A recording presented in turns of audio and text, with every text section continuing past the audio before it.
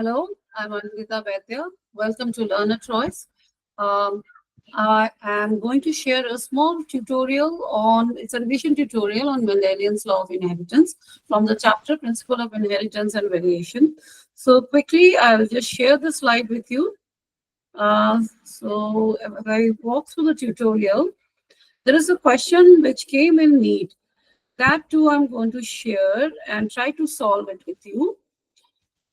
So students who have already prepared or students who are maybe they have not yet reached this chapter, they are most welcome to contact me on this number or write to me and get in touch with me through this number so that you can get my details, and if interested you can join my live classes also. Now this is a revision tutorial, so it's going to be not very long and it's going to focus on a very small portion which will be conveyed to you with the help of an example, a question which came in NEET exam.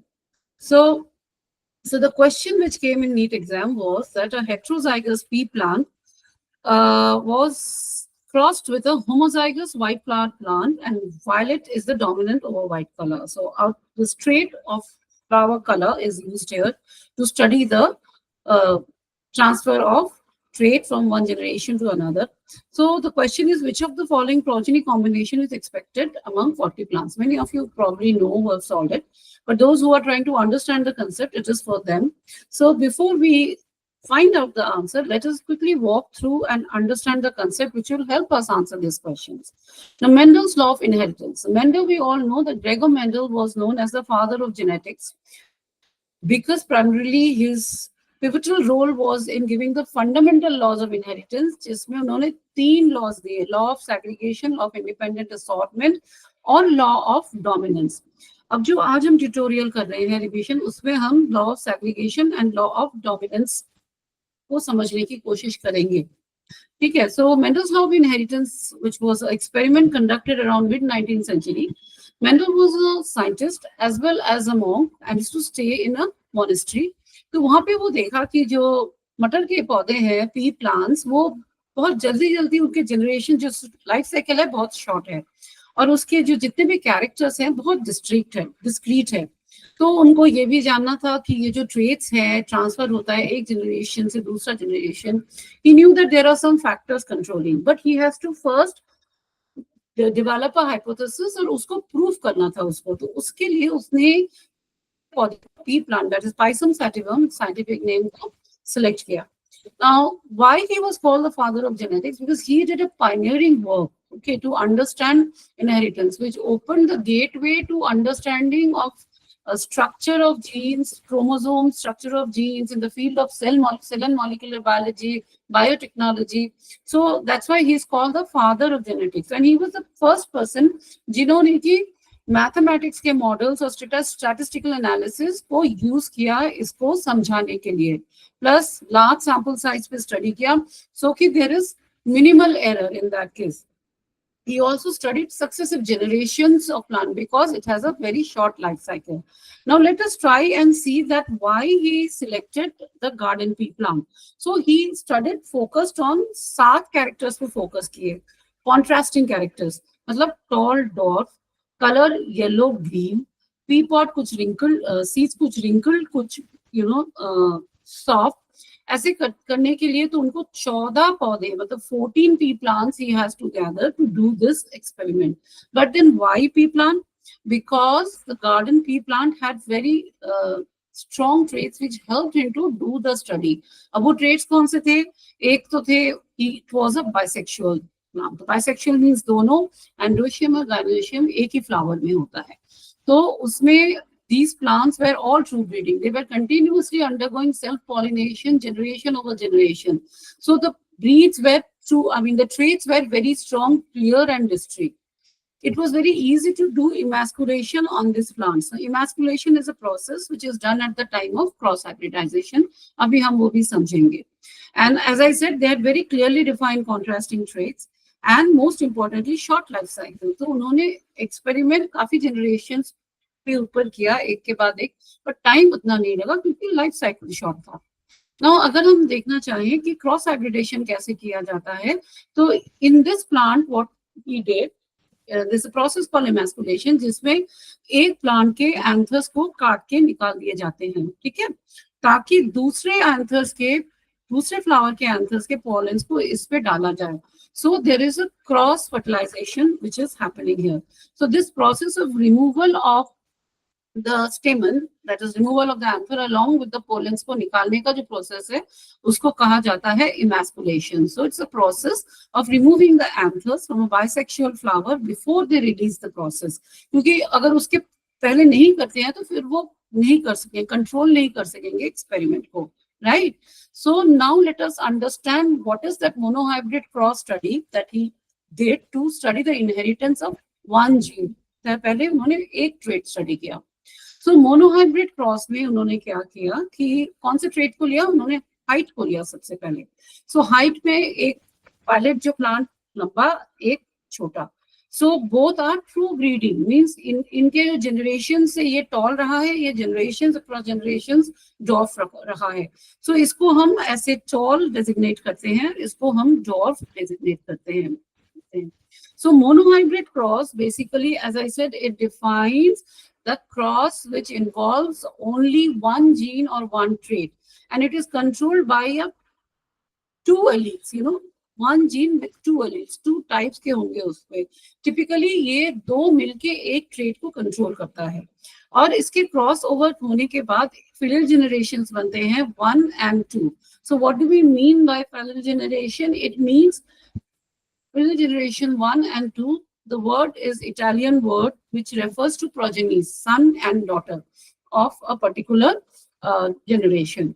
So first generation, the cross was made obviously between the true breeding plants. In the second generation, what he did, उन्होंने selfing किया, वो जो already interbreeding किया हुआ है उनको breed किया, crossbred plants को. Now let us understand that what was the finding or what was the observation. Now in this, later on, Puneet was a geneticist who helped us to work on this Mendel's finding with the help of a graphical representation जिसमें समझना आसान हो जाता है. So जैसे सबसे पहले इन्होंने they crossed these two plants, एक लंबा एक dwarf, with these alleles. So these are homozygous plants, okay, dominant, and this is recessive. So when they undergo meiotic division, यानी कि जब gametes form होते हैं तो tall plants के ये दो बने, short plants के ये दो बने. So what are the combinations that can come out of that? So you have one heterozygous, another heterozygous, another heterozygous, and all of them are heterozygous. So all the plants in the F1 generation were heterozygous genotypically. They were T and T, capital T and small t, that is dominant egg, recessive egg, or phenotypically, they were all tall. So he crossed tall with dwarf P. So both parents were true bred in the first case. And the result was that सारे dominant traits निकले इनके. So dwarf कहाँ गया? Dwarf जो plant है वो छुप गया उसका expression. So what he did again in the second cross, again using the Punnet's graph square to show the selfing between the two plants of the second generation. So when he crossed these, he found a totally different result. He found that the recessive trait reappeared. वो dwarf वाला पौधा फिर से आ गया घूम के. तो इसमें भी दो ऐसे गैमेट्स बनते हैं, इसमें भी दो गैमेट्स बनते हैं. सो अगर हम इनको क्रॉस करें with the help of Punnett square, हम देखते हैं कि what is happening here. There are phenotypically दिखने में एक, दो, तीन लंबे और एक dwarf, right. So phenotypically ratio इनका बनता है 3 लंबे और एक डॉर्फ. बट अगर हम इनका जेनेटिक कॉम्पोजिशन और एलील पेयर देखते हैं तो इसमें जो डॉर्फ है वो तो दोनों ही स्मॉल टी है रिसेसिव, और जो टॉल है उनमें एक होमोजाइगस है और दो हेट्रोजाइगस हैं.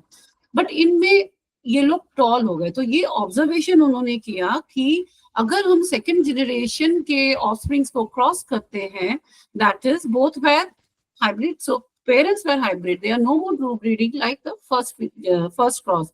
तो इसके लिए क्या होता है, सारे जो जनरेशन है वो लंबे नहीं होते. जो इस जनरेशन के जितने भी ऑफस्प्रिंग्स हैं, प्रोजेनीज हैं, पौधे हुए हैं, वो सारे लंबे नहीं है. सो एक डॉर्फ पौधा रीअपियर करता है. So from here he worked on the law of segregation. Segregation का मतलब क्या है कि एक दूसरे से अलग होके रहना, अलग करना. जैसे एक डब्बे में तुम्हारे 3-4 टाइप के बिस्किट्स है, कुकीज है, तुम एक एक टाइप को अलग कर रहे हो. So that is known as segregation. So this was observed in the F2 generation. हालांकि F1 जनरेशन में वो था वहीं पे, सैग्रीगेटेड था, लेकिन वो एक्सप्रेस नहीं हो पाया. वो इंडिपेंडेंटली सैग्रीगेट होके रहा फर्स्ट जनरेशन में. It was there but it was not expressed because phenotypically सारे लंबे आए थे. So what is happening? So this is known as that the recessive allele. This proved that the recessive allele was not lost but segregated independently. ठीक है. So next है law of dominance. Now segregation होने के बाद when the second cross was made between the hybrid parents, तो उन्होंने देखा कि जब दो heterozygous पेरेंट्स को क्रॉस करते हैं तो F2 जनरेशन में वो डॉर्फ वाला पौधा दोबारा दिखाई देता है. Why? So he said that why it's happening.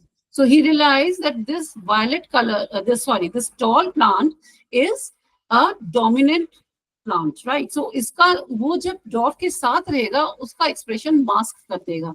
So when the expression of the small t is masked, the plant cannot come out as a dwarf plant. So it has to be in form of T and T to phenotypically come as a dwarf plant. So this is known as the law of dominance. Now let us quickly try and go back to this question and try and solve this. तो इसमें क्या कह रहे हैं कि heterozygous pea plant with violet flowers. ठीक है. So अगर हम ये लेते हैं कि violet is capital V, okay, heterozygous is one recessive and homozygous white flowers. So like this. Now if you cross them, what would be the ratio? तो सबसे पहले हम इनका रेशियो वर्कआउट करेंगे, फिर 40 प्लांट में क्या होगा वो वर्कआउट करेंगे. So you have one violet allele here crossed with this.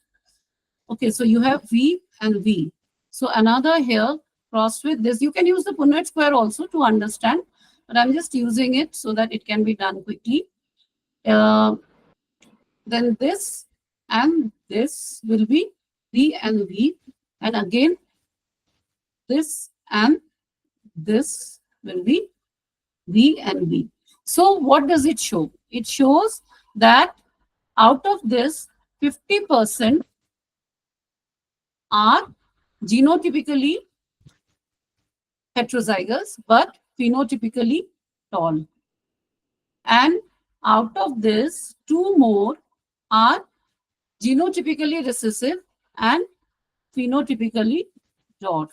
तो इसमें ये क्लियर होता है कि मास्किंग हो जाता है. Okay, when you are with a dominant allele, it masks the white color plant. So that means अगर 50-50 है तो 40 में से कौन सा right answer होगा? Obviously, right answer is B. So this is how we progress in our revision tutorials and also for our regular class. If you are interested to join, उसी को भी join करना है, तो you can call me on this number or WhatsApp me on this number. So thank you very much for the class.